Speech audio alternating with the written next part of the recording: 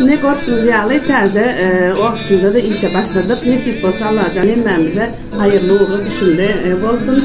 Hazırım ilkinci olup bir geleceğimiz cay salmak Türkiye'de bir koy neme degençli var o da nasip olsa hazır şu cay salan ustalara bir nahar vermek için bize 100 kiloşlaryalı kazanamamız var. Hazır bunu kaldıralım. Ayarlar, temin çorbası var. Hemen taşları yoğurttan gelin. Türkiye'de İstanbul'da öldürülüp duran şlaryalı kolkalarımız var. Arkadaşlar her yerine değil çıkartacağım. Şlaryalı.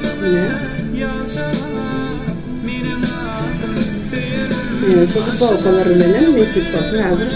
Şu müşterilerin ustalarına bir soğuk dokumunda kutlamak isteyen ustalarımıza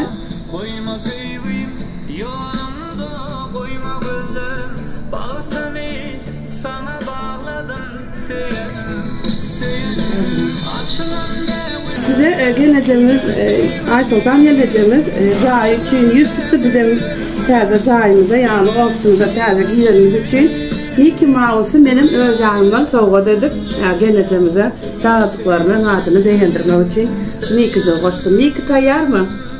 Tayyar. Hanımdan nasip olsa adrese uğrayın.